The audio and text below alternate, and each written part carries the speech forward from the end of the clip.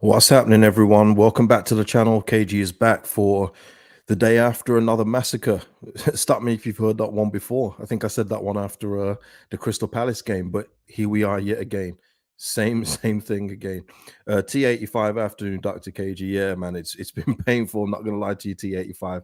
Shout out to you and shout out to everyone that's joining right now. If you're watching live, drop your comments in. If you're watching a replay, drop your comments in after the video below. Hit the like button and subscribe if you want to stay on. And it's up to you. Free choice. Brian saying if we stay up, the whole back line needs replacing. If it doesn't, we're in for this all over again. 100%, Brian. And we will touch on the back line today because I mean, they didn't touch on anything yesterday. Quite literally, they didn't touch anything yesterday.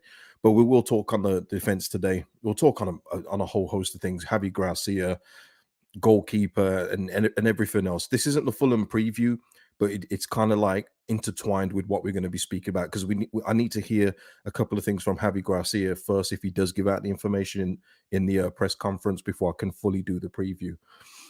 Deshaun, hopefully this makes me feel better. I just, you know what it is, Deshaun? I woke up this morning and again this afternoon because I put myself back to sleep, and I just thought surely this didn't happen.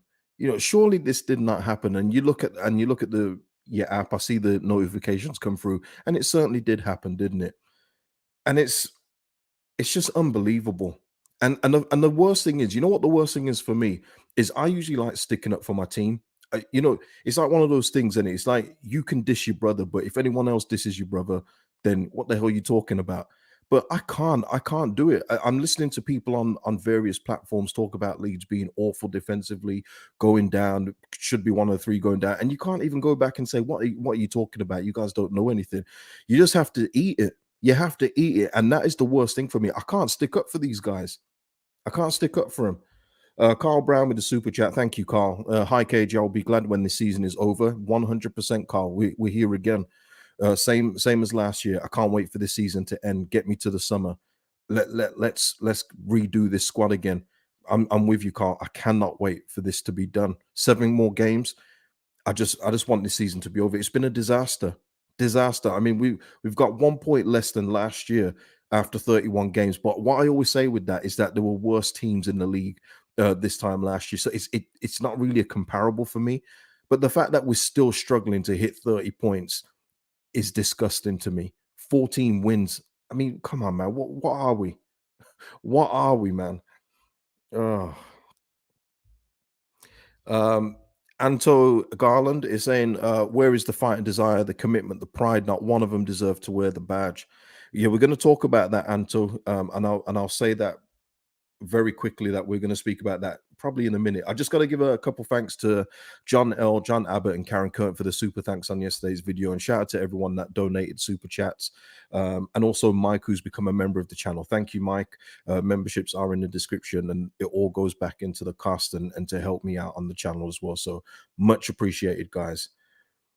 Tony T saying players need a behind closed doors meeting to air things out and then see. Tony, do you remember last year when we stayed up against Brentford and everyone else, if you remember when Calvin Phillips came out and he said, he said something like, nobody knows the full story of what's been going on behind closed doors. Nobody knows full story. Well, what's the story this year? Why is it always there's issues in this team? What is that about? And I do think that there are like toxic players in this dressing room. I do believe that, and I think that they're hanging on from the Bielsa era. I do. I think that there's a few players here that probably think they're more important than they are, and I think that does have an effect. But when you're down there are going to be arguments. What I will say this, and again, this is from like a player that I speak to. He says when you are down there are always going to be infighting arguments. That's normal, but you can't let it affect you. You either have it like you fight for it or you just let it weigh you down. And unfortunately, at this point in time, from the last 2 games, these guys are letting it weigh them down.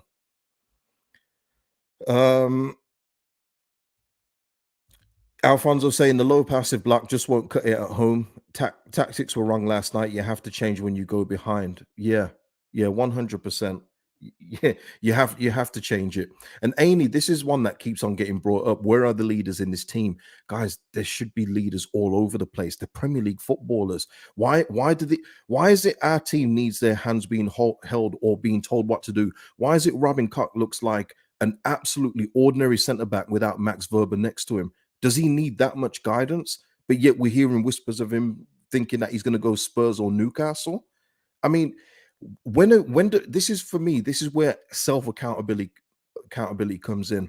And this is what the world in general seems to lack these days is people looking at themselves and thinking, what can I do better?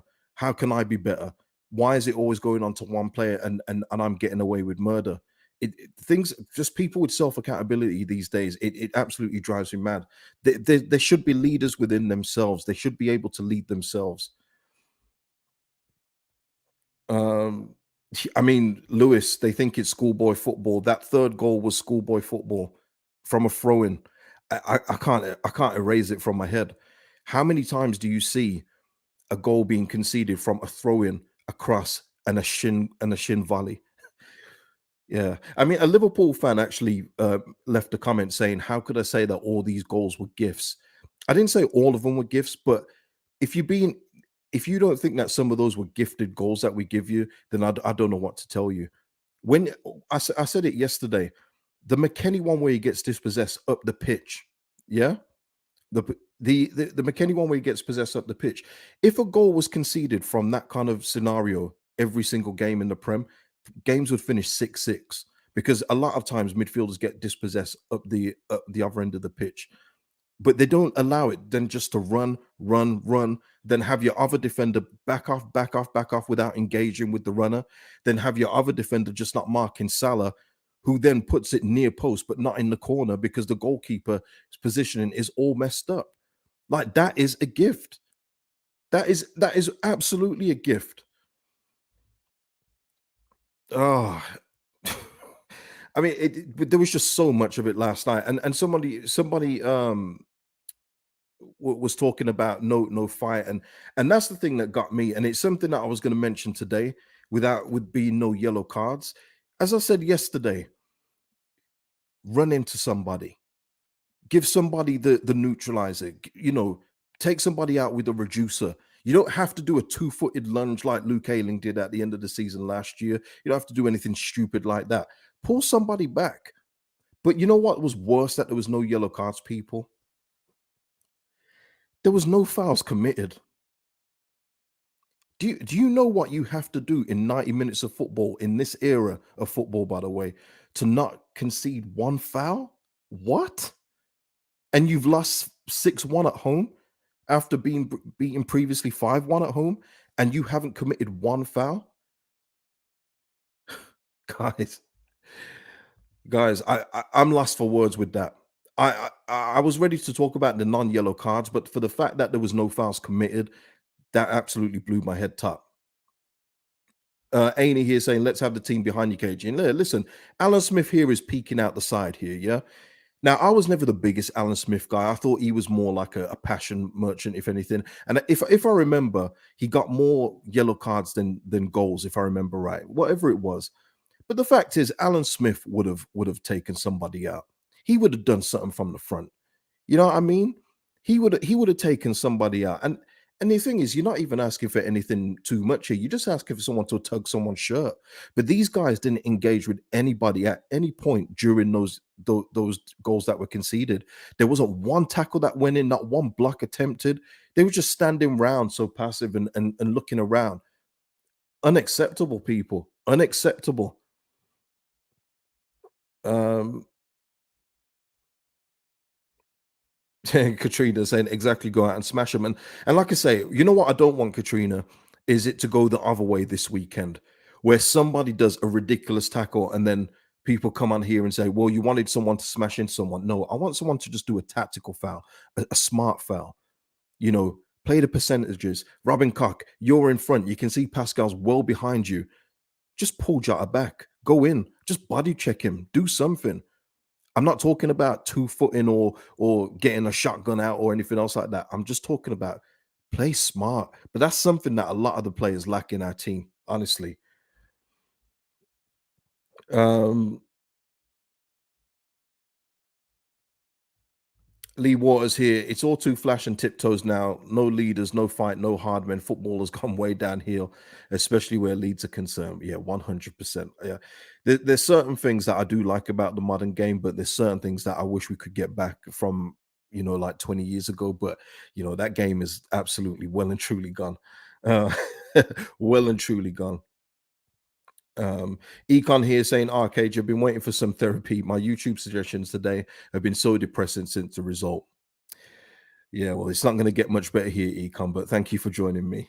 But now, listen, before we talk on any more about the team, we've got to speak about the manager because I just saw somebody there that saying that Gracia can't be blamed for this. But what I will say is that if Gracia had said the comments before the game that he said, and it was Jesse Marsh, he would be absolutely getting killed for it today. He would be getting killed. If you remember in the pre-match, he said, and I'm paraphrasing it because I can't remember it word for word, word for word. Shout out to Ghost. What a great movie, word for word. But he said that they've been preparing. They're prepared. The players are well drilled. They're ready for the next game. He said that. He didn't need to say it. He doesn't give much away, but he chose to divulge that information. Now, if you're the manager and you're coming out saying that, and that is what you've served up, I've got to ask questions about Javi Gracia and his management because is there something in it? And I need you guys to give me answers back. This is what we're here for. Is the lack of authority from Javi Gracia hindering this group of players? And I say that not to give the players an excuse, but I'm saying again, I'll compare it to the real world as we always do. If you've got a temporary manager at work, or if you've got a substitute teacher at school, if you remember that, and some of you are still in school now, shout out to you for watching. If you've got a substitute teacher, you pretty much know you've got an hour off in that day, in it. You're like, you know what? I'll wait for my real teacher to come back before we get back into the work. And I just wonder, that's funny. I just wonder if the lack of authority and the lack of him not having a long-term contract does undermine him in the dressing room. What do you guys think? Let me know in the comments now, and obviously let me know in the comments after the video. Gavin here saying Gracia has no authority in the dressing room as an interim manager. I do believe that too. John F saying agree. People have given Gracia a pass on lots of stuff. Didn't happen with Marsh. Yeah, I'll always call it out though, John. I will always call it out because when Jesse was talking too much, and he did talk too much, you know, I would call it out as well, and I'll do the same here too with Javi Gracia. Um, Paul saying horrible night sleep. Kept having this nightmare. We've been mullered again at home. Wait a minute, I know. Baxter is saying Javi does look a bit beaten. Could we try and bring in Rogers? Would he stay for a season in the chat? Baxter, it's not over yet, but we'll go into that a little bit later. Um, but I did ask last night, would it surprise anybody if we woke up this morning or wherever you are in the world and it said that Javi Gracia had been relieved of his duty? It wouldn't have been a surprise to me.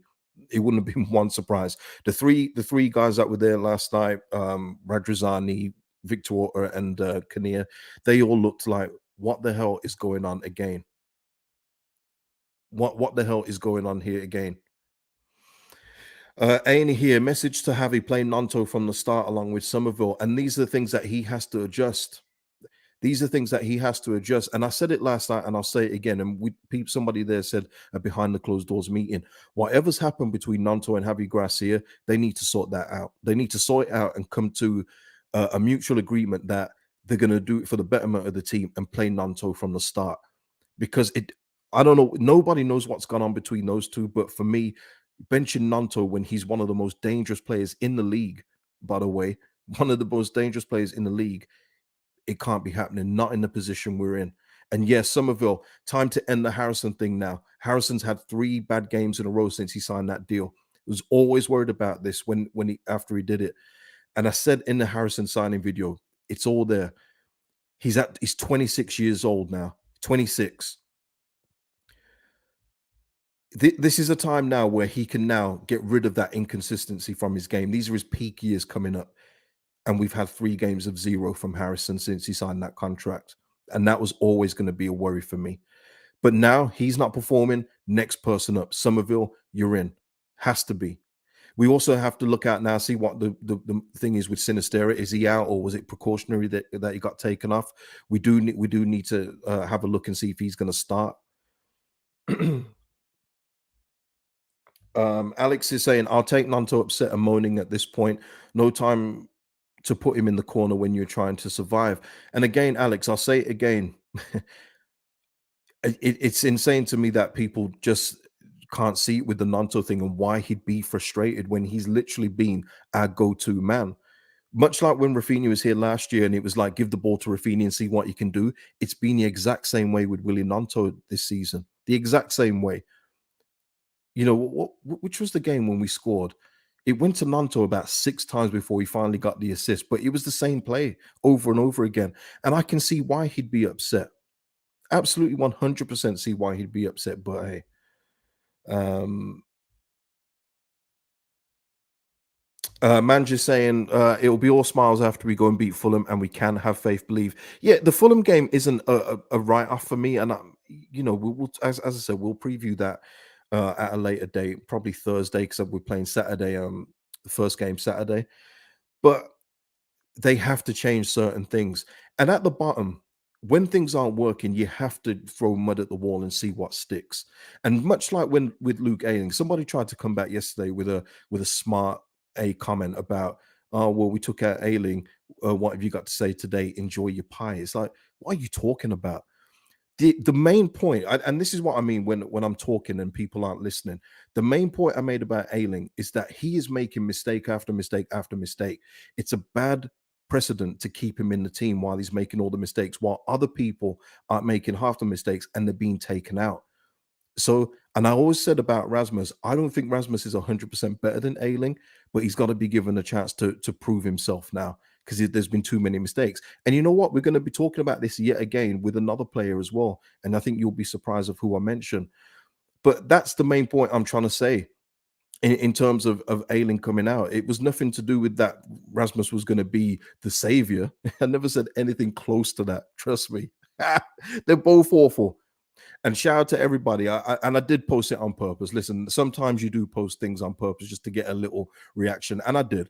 There was a Cody Drama clip that was going around for Luton Town. Luton Town people posted it out, and I put it on my Insta. And people like, and we've still got Erling and Christensen. I did it on purpose. I'm not gonna lie. I did it. I did it for a little reaction. But it is Cody Drama sourcing out at Luton Town, and we're stuck with these two. But it is what it is. Addicted to Profits has got their for me here. He's got there, and it's somebody we got to speak about now. Melier should be on the bench as well. Too many bad mistakes, guys. Melier has conceded 12 goals from the last 13 shots on target. Now it doesn't matter. It doesn't matter that if any of them were not savable. I do think quite a few of them were savable. That's a terrible stat. It's a terrible stat. And here is again with throwing mud at the wall and seeing what sticks. I would go to Robles in goal against Fulham. It sounds insane, but what use is Melier right now? Let me know. Let me know what use is Melier right now. He's doing nothing for us. He's not commanding the area. He's not saving shots. His positioning is woeful. He's got to come out. Robles is here. Give him an opportunity. What's the worst that can happen? Seriously, what's the worst? I said that now. Fulham might hit us for 8. But what is the worst that can happen? And Melier is well overrated. Well, Robert, there was a loose report. It's not verified, so I'm not going to give it as rumor. But Bayern Munich are allegedly looking at Melier as long term. When I mentioned a couple of years ago, before the Man City game where we lost 7-0, there's a Man United scout looking at Melier. That was true.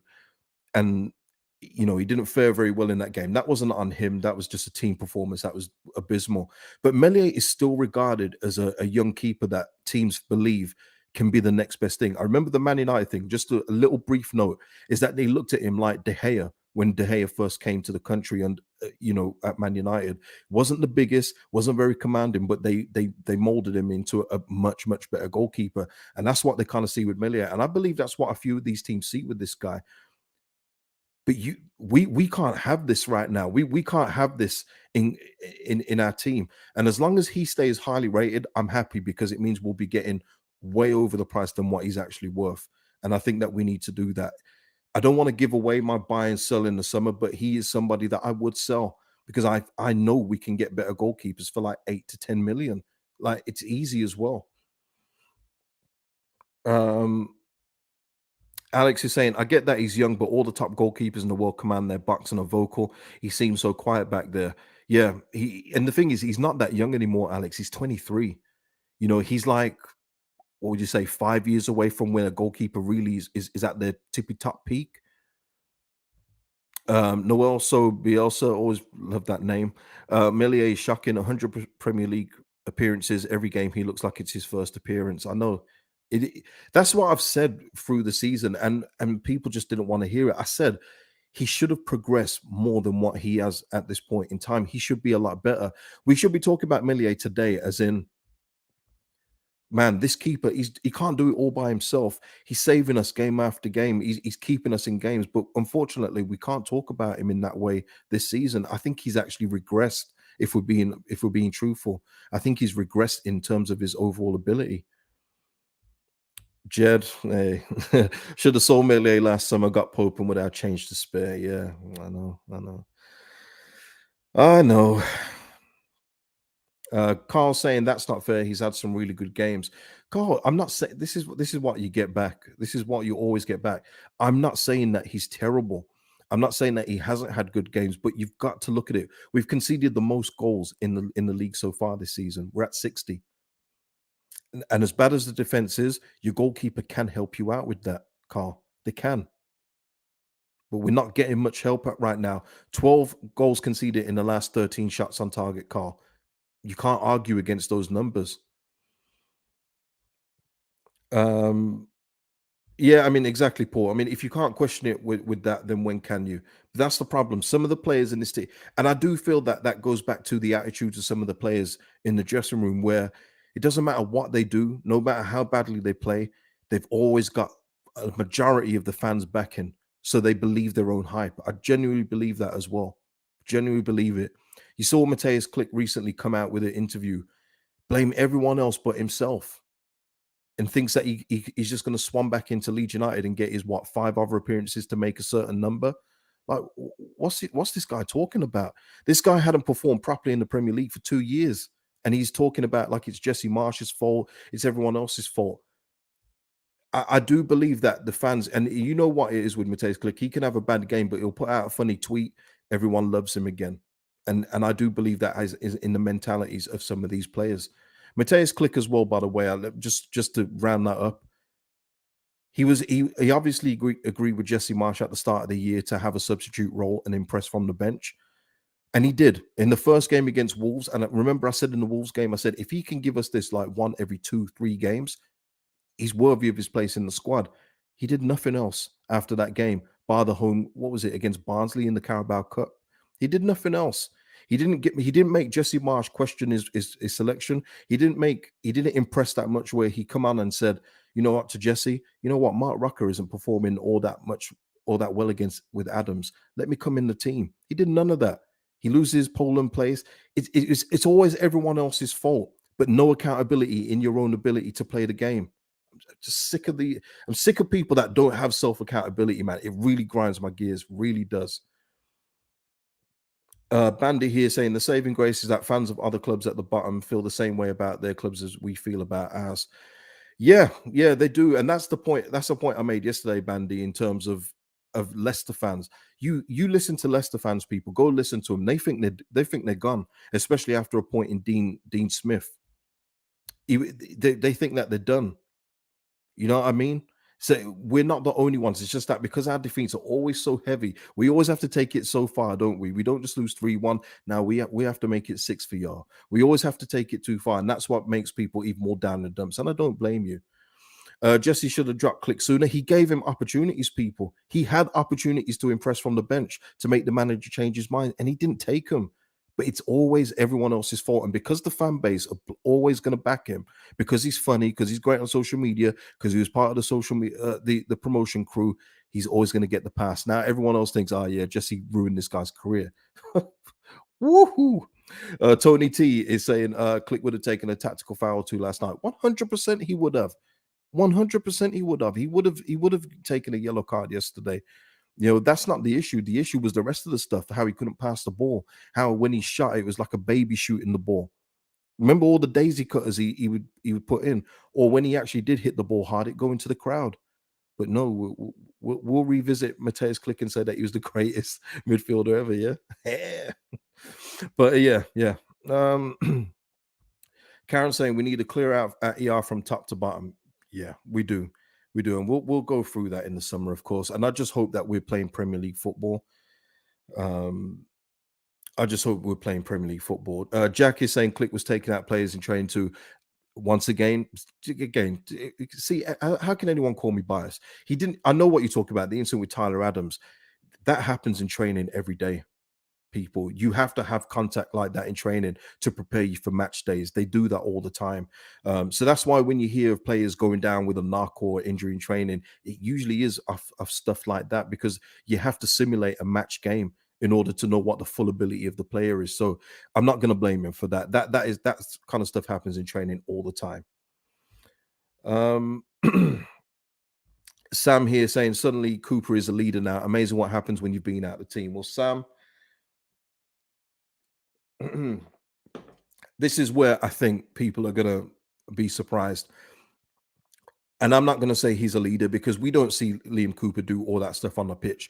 And if he is, feel free to send me a comp. I will watch it, and I will hold my hands up and say, all right, then I got that wrong.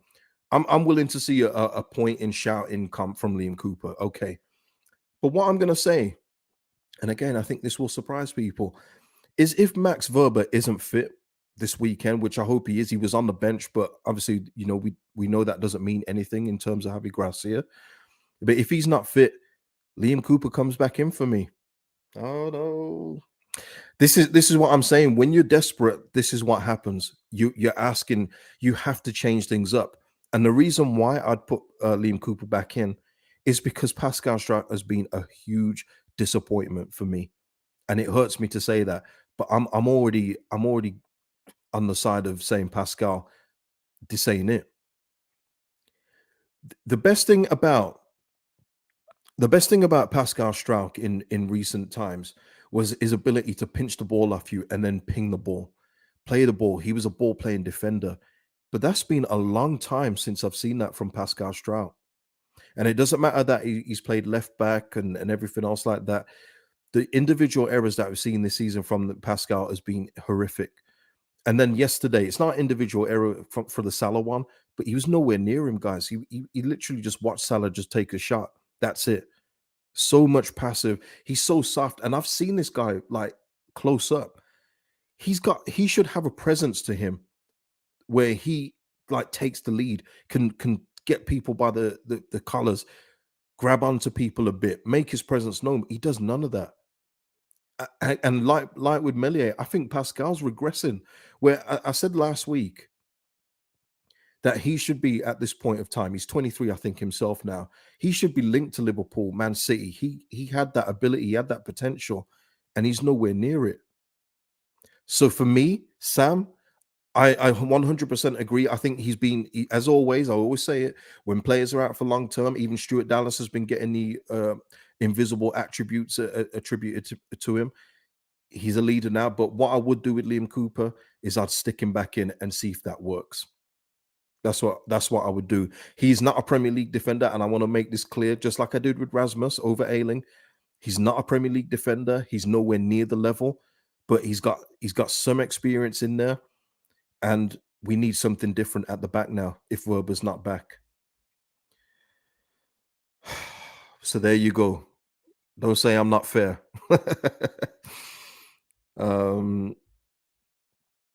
Alfonso saying you can't be out of position that so much and blame that on form. That's an understanding of the game, and to separate to form, you either have it or you don't. 100%, 100%. Very disappointed as well, because I thought this guy could not go to the top as such, but be up there where you're worried about a top four club taking him. No one's looking at Pascal Strike now. No one's looking at him. Uh, Ben saying you always fair, KG. I don't know about always, but I try to be most of the time, and that's what I'm talking about with Liam Cooper. I'm talking about taking out Pascal for Liam Cooper. That's how insane and how poor the makeup of the squad is. Should never be in this situation, man. It absolutely sucks. I'm not gonna lie, it sucks. Leeds Yank saying our players have no swagger, no self confidence. Adams does, but that's about it. Need some armor ball attitudes on the team. Yeah, well, if you listen to a lot of fans, they don't like those kind of players. Sad before self, all that kind of stuff. But in terms of that, you're right. I mean, going back to some of the players yesterday and why it's time for Somerville to now go on that right hand side over Harrison. Harrison for the last 3 games has he even attempted to take anyone on? Let me know, people. Let me know. Has he even attempted to take anybody on? Brendan Aronson, as much as I like you, stop running into people. You're not winning free kicks that way. It's not happening. There's just so much stuff on. There's just so much broken in this team, people. It's we'll be here for another 3 hours, honestly. Um,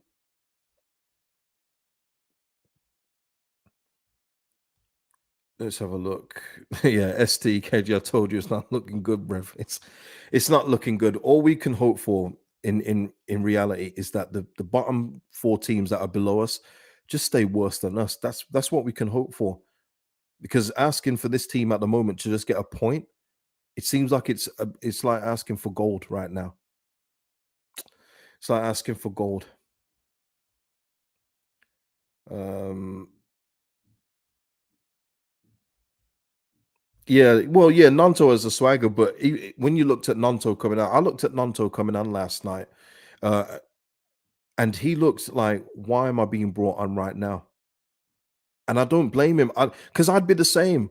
I told you before, I'd have told the manager where to go. I really would have. I'd have told him where to go, and that's hence why we're not professionals here. But he has got the swagger, and he was showing it in the games that he played before Javi Gracia got here. Yeah, but yeah, JC, the mentality is dead. Yeah, I know, I know. Aney is saying the fear is one team below will go on a charge. Well, I go on what's happened so far, Aney, and I keep hearing about Leicester being too good to go down. That can't be true. Not after 31 games. It can't be true. If we're talking, I can understand when people are saying that after 10, 12 games, maybe even 15. But after 30 games, you know exactly what you are. And right now, Leicester are a bottom 3 club and they're there for a reason. Doesn't matter what they've got. I saw somebody as well talk about Vardy. Now, I'm a big Jamie Vardy fan. I'm one of the biggest. I think he's a Premier League legend in every sense of the word, but he's getting on now. He's not the Jamie Vardy from 3, 4 years ago. It, it's a different era now. You know what I mean? It's different times, and it doesn't matter how good the talent level is. Harvey Barnes, James Madison, if they're not performing, Ndidi, if they're not performing, they'll be where they are, and that's why they're where they are in the table right now. So as bad as we are, Leicester, for whatever reason, over the season, have been worse than us. Simple. But we do need to stop the bleeding. Otherwise, we will end up in one of those positions. And once we get there again, I know we've escaped it. I think it's 4 times previously when we dropped into the bottom 3 and then we get the win or the point to get us out. I don't know with these guys, honestly. Don't know. The Irish Leeds fan saying, thanks for helping us feel better today, KG. Well, if it made anyone else feel better, uh, thank you. I appreciate that. But it was important for me to come on after last night because obviously last night, everyone's head is absolutely fried. It's a tough loss, and I think you do have to go over these things again and try and look at a little bit more details. Well, the day after, I think it's important to do that just for a bit of clarity, if anything else. Um, is there anything else? Is there anything else that I need to get through?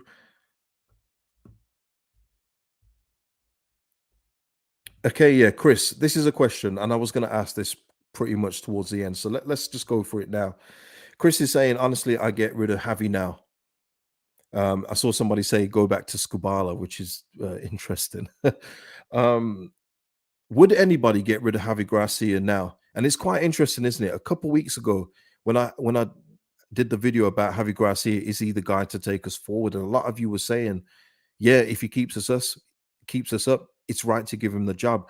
And I said to you, I'm not convinced by that kind of logic. I'm not convinced with that. If he keeps us up, he stays. I just don't believe in that. I think that you have to look to the long term. And as I said at the time, a year's time, do you see this guy being at the club? I just don't see it.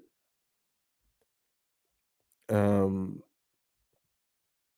AFV group therapy is suffering. Yeah, I know. Yeah, skip. Too late to change now. Have to stick it out. Yeah.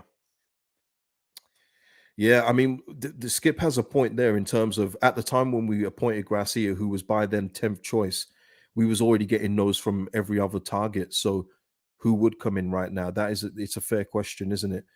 Unless you're going to give a manager the contract they're looking for, and we keep hearing about managers not wanting to be interim managers, including our own Jesse Marsh, who was here. He's not been accepting Southampton, Leicester jobs because they wouldn't let him have a longer contract, and I think that's a theme probably for any other name you're thinking of. Matthew here saying with a good point, Javi's 2 wins came against Southampton and Forest, the only two sides that are truly worse than us. Great point. Great point. Irish fan though is saying definitely not too late to change. If we've got a bounce of 2 wins, could be enough. There is that, but is that bounce going to come from Skubala? I don't see it because he didn't inspire me one iota. I thought he was very, very poor overall. I really did. I didn't think he doesn't give me first team manager vibes. He doesn't. Karen saying stick with Javi till the end of the season, then let him go. Yeah. Oh yeah, we did beat Wolves. We did beat Wolves as well. Carl's right. Yeah, I'm with you, Ben. Don't go anywhere near Skubala. Yeah. Alex here with a super chat. Thank you, Alex. KG, much love, brother. I've run out of comments and ideas what to say. Here's a small donation. Big up to you for doing these. Thank you so much, Alex. Much appreciated, man. Um, yeah, I've mentioned the Wolves thing. I corrected it. Ian here saying Skubala played for a point against Everton. No, thank you. I actually can't remember that. Head's so foggy, I can't remember it. Matthew here saying we need 2 wins and a draw. No new manager comes in this late and gets any different results. Honestly, could make it worse. These are all good points. I can't argue against any of these. This comes from organization, doesn't it? It comes from making sure that you get the right appointment in. And unfortunately, we've failed multiple times now. Once again, I said it yesterday, it was right to move on for Bielsa when we did. It was an atrocious season at that point, but you have to get it right. And unfortunately, we're not getting it right. And that's why we're in the position we're in now. Mineral saying KG, bro, Jesse beat Liverpool and Chelsea. Uncomfortable conversation. Yeah, but minerals, minerals. And I was thinking this last night. If you had told me at the start of the season that we'd beat Chelsea 3-0 at home, Liverpool 2-1 away, and we'd only have 29 points on the season after 31 games, I'd ask you what the hell went wrong in the rest of the games. But minerals, you make the point of that, but he also didn't beat Southampton. He also didn't beat Everton. He didn't beat any of the other clubs that we were supposed to beat, in and around us, shall we say. But yeah, we did get up for those big games 100%. But beating Liverpool and Chelsea, that's great. That's 6 points. What about the rest of them? What about the rest of the points? And I'll always go back to that start of the season when we had a lovely run of fixtures, lovely, and we didn't win any of those games. So as much credit as he gets for those wins, and he gets a whole bunch of credit because the Chelsea game is probably the most complete performance I've seen of the season. You can't get away with not beating the other teams around you. Yeah, Dave, you won 3 and 24. Sorry, you can't defend those kind of numbers. Sorry. Um, and Nabino here saying we should have got rid of Jesse before January. Again, these are things from the top. These are things that we can't control at this point. So yeah, here we are. Okay, one for Javi here. I should put one on. Cameron here saying, I personally would like to see Javi stay until the end of the season and try Rogers or Potter. No Potter for me. No, thank you. No, thank you. There is a span that you can get some real good football out of Brendan Rodgers. So I'm not against that one completely. But I think that there's better out there. If they were serious about Gallardo come the summer, I'd 100% take him over those guys. Just for his way of playing, the way he plays football. I would much prefer Gallardo. Potter for me is an absolute no, big time no. Um, but yeah, what else is there to say? What else have we got? Mm, gosh,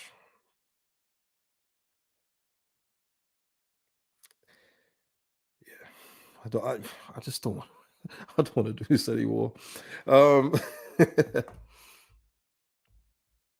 Desmond here saying, "Ever thought we need a top striker, another mid, and a brand new back four?" Yeah, yeah, I have. Skip, that's my guy. Gasparini for Leeds. I'd love him, but again, don't think he's coming to Leeds United. Mick here saying, "Worst 18 months I've ever seen. Players nowhere near Premier League quality." Yeah, can't disagree. Can't disagree. PH Leeds. Whatever happens this season, half of this squad needs to replace half. I mean, generous here, PH. We will do that at the end of the season, of course. We will. Um, we will of course do that. Tony T, has Sid the kid signed a new contract yet? You know what, man? Sport in general for me just not good.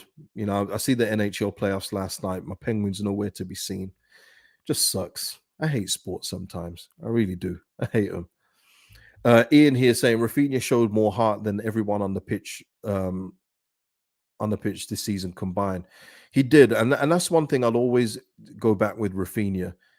The guy had more like incentive to get Leeds relegated than anybody. It'd have been a nice, easy transition to Barcelona, simple relegation release clause fee, no haggling, off you go. And he gave absolutely everything to the cause.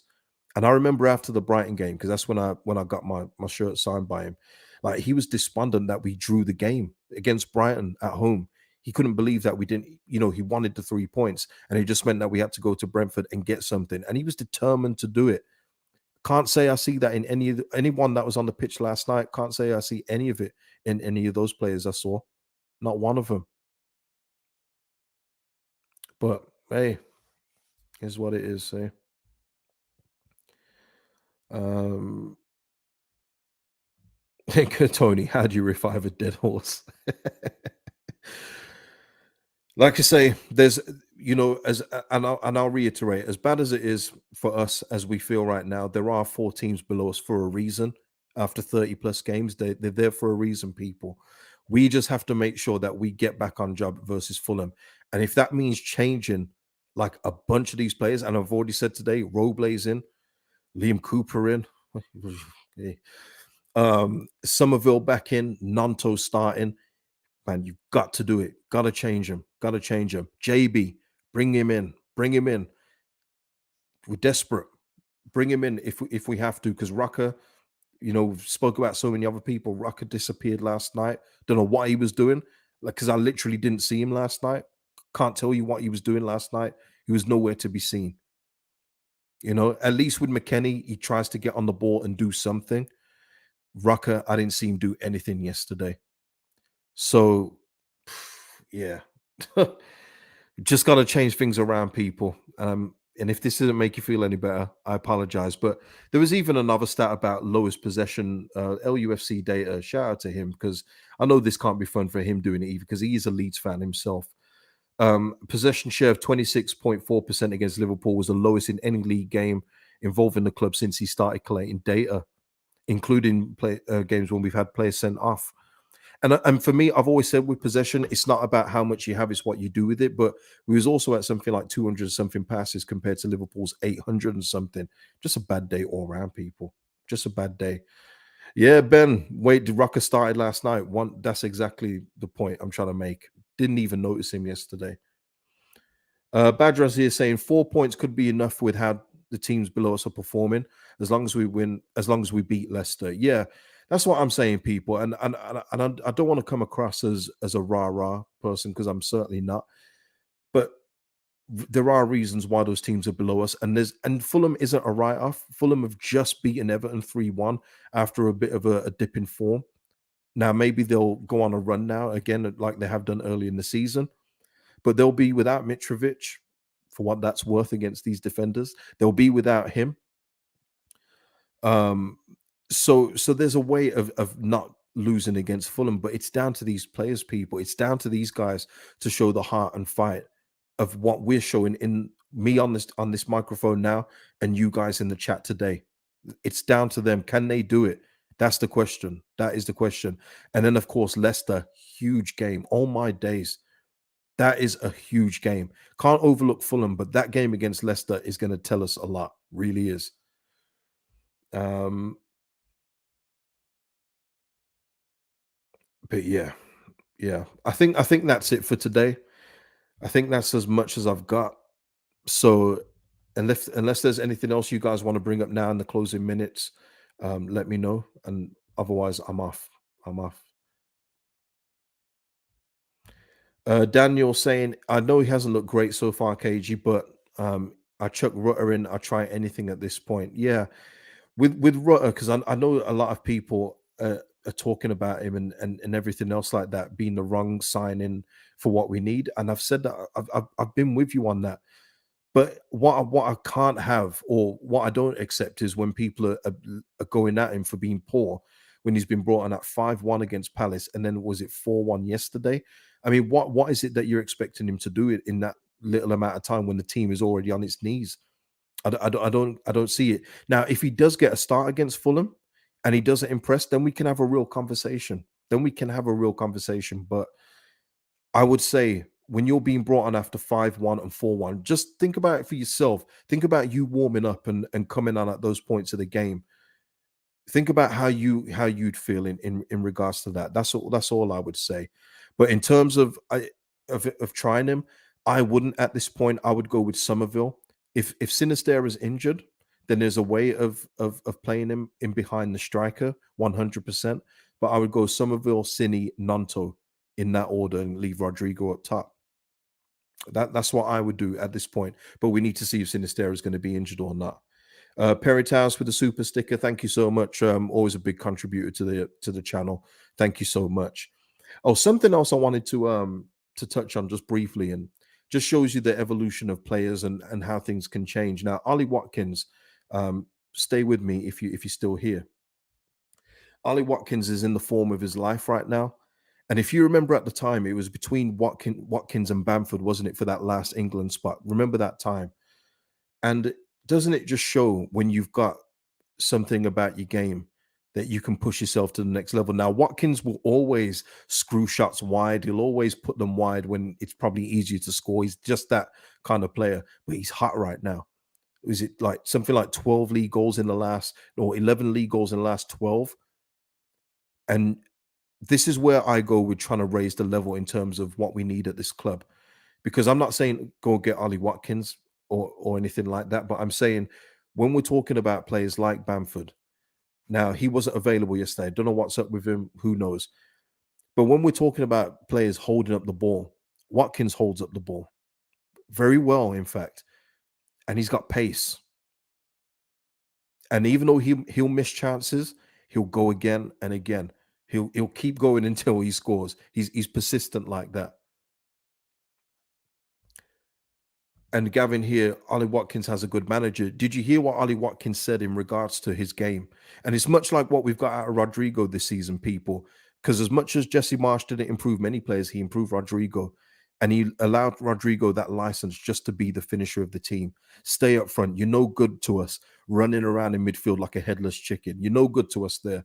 Stay up front and finish the chances that you've been created. And that's what Watkins has said in regards to Unai Emery coming in and saying, I don't want you down the channels. I don't need you down there. Stay there, go in behind the strikers, use your pace, use your attributes, and do your business. And look what he's doing now, people. It's these things, it's these kind of things that make a player serviceable to me. Now, I'm not saying Watkins next season is going to get 20 goals. He probably won't even hit 15 next season. But the point is, he's been coached and he's listened to his coach. the comparison that we used to have between Watkins and Bamford, Bamford's not even in the conversation anymore, people. Not even in the conversation. Even though in his head he probably still is in for the England squad, they're not even in the same conversation anymore. Uh, Mad Mickey saying arrogance and complacency in our club. There is a lot of that, and it spreads and kills spirit. 100%, Mad Mick. 100%. Dash here is saying, why don't we put Mateo Joseph on a substitute instead of Rutter or Aronson? Well, Aronson's a starter, Dash. He doesn't come on a sub. He's a starter in this team. But yeah, Mateo Joseph. Hmm. Mateo Joseph or Perkins. I don't know. But I would still stick with Rodrigo for now. I know it wasn't a good game from him yesterday. It wasn't a particularly good outing, but let's stick with him against Fulham and see how he goes. Whoever comes on a sub, good luck to him. But it has to be a better option than Bamford. Has to be. Yeah, I know. I know. Yeah, it's not great, and it's not great. But yeah, listen, people. Anything I've discussed today, or any okay, nope, sorry, can't go yet. Gabe has just come in with a super chat. Thank you, Gabe. Or building a man. Sorry, or building a man unbalanced side of mismatched wingers without a defensive spine is shocking. If it wasn't for my Bruins, I'd be totally depressed. Yeah, Gabe, you've got a good chance of seeing armpits this summer. I'm not gonna lie, Bruins are looking really good, but you know it. You know more than anyone, Gabe. What happens in the Stanley Cup? It's not always the favorites that get it. But you're right, and that's where I've agreed with people in terms of the Rutter thing. I've said that the signing could have probably been done in the summer in terms of getting Jorginho Rutter because we needed things elsewhere. But he's here. He's here for what for good or bad. He's here right now. But again, that goes on, as Gabe here says, Orta and the people above. And it's not just Orta. I always say that with these kind of things. It's not just Victor Orta. It's the people above him because he could only do the suggesting. Much like when he was suggesting players for Bielsa to have, and Bielsa would say no. He can only suggest. It's then up to other people to supply the funds, do the deals, and sign off and say, okay, we're backing you. This is a good idea. So it is on Victor Orta, but then it's also the people above him that employ him too, unfortunately. Um, but yeah, yeah. So yeah, that's it, people. I'm gonna leave it there. Please hit a like on the videos. That's the best way to support the channel. Subscribe if you're not subscribed, and yeah, drop your comments on anything discussed today and any other additional thoughts you may have, as long as it's respectful. All right, then. Peace out, people. Enjoy the rest of your evening, day, night, wherever you are in the world. Peace out.